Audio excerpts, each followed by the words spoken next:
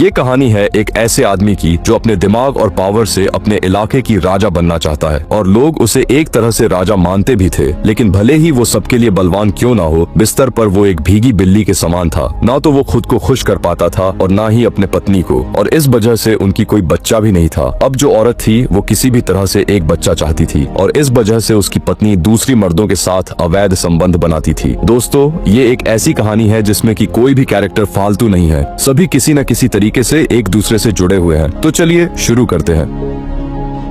कहानी की शुरुआत में हम एक समुद्री तट को देख पाते हैं जहां पर एक मछली तड़प रही होती है। इस मछली के पीछे एक रहस्य छिपा हुआ है जिसे हम फिल्म के बिल्कुल अंत में जान पाएंगे। मछली के पास एक लड़का अजीबोगरीब अंदाज में नाच रहा होता है। नाव पर बैठी एक बूढ़ी औरत मछली की तरफ भाला फेंकती है जिससे वो मछली मर जाती है। इस बूढ़ी और लड़के के बीच गहरा संबंध है जो हमें फिल्म के दौरान धीरे धीरे समझ में आएगा। मछली के मरने के साथ ही दो आदमी बाइक पर सवार होकर समुद्र के किनारे से गुजरते हैं। यहाँ एक लड़का है जिसका नाम है मोखाई। वो डब्ल्यू भाई नाम के एक आदमी के खिलाफ कुछ लोगों को भड़काने की कोशिश कर रहा है। ये लोग धीरे धीरे एक साथ रहने की सलाह देते हैं। थोड़ी देर बाद हमें डब्ल्यू भाई को दिखाया जाता है जो समुद्र के किनारे मछली के व्यापार में शामिल है। इसके साथ ही वो कई गैर कानूनी कामों में भी लिप्त है। डब्ल्यू भाई का कारोबार मदन हलदार नाम के एक आदमी के माध्यम से चलता है। मदन हलदार यहाँ के इलाके का एक नेता है। डब्ल्यू भाई मदन से कहता है कि मंदार और बंका को बुलाओ, मोखाई को खत्म करना होगा। इस पर मदन कहता है कि मंदार को पहले जोराबादी देने की बात हुई थी, अब इसे दे दीजिए। डब्ल्यू भाई कहता है कि मैं उसे वो देने वाला नहीं हूँ, इसीलिए तो अब तक नहीं दिया। तभी डब्ल्यू भाई का बेटा वहाँ आता है और गुस्से में शराब पीने के लिए पैसे मांगता है। डब्ल्यू भाई के परिवार में उसकी पत्नी और बेटा भी है। लड़के का नाम है मनशा और वो बेहद गर्म मिजाज का है, लेकिन उसके गुस्से का कारण ये है कि उसने कभी भी अपने पिता का प्यार नहीं पाया। उसका पिता हमेशा अपने कारोबार और औरतों में उलझा रहता है। इसके बाद हमें मंदार को दिखाया जाता है। मंदार डब्ल्यू भाई का दाहिना हाथ है। डब्ल्यू भाई के जितने भी गैर कानूनी कारोबार है वो सब मंदार ही संभालता है, लेकिन मंदार शारीरिक रूप से अक्षम है और इसी कारण उसकी पत्नी के साथ अक्सर झगड़े होते रहते हैं। यही वजह है कि मंदार की पत्नी, जिसका नाम लैली है, और लैली के साथ डब्ल्यू भाई का अवैध संबंध है। मंदार इसके बारे में कुछ नहीं कहता। खैर, लैली एक रात मंदार के साथ बातचीत कर रही थी और तभी डब्ल्यू भाई का फोन आता है और वो मंदार से कहता है, तेरे बचपन के दोस्त के पर निकल आए हैं, उसे रास्ते से हटा दे और बंका को भी साथ ले जा।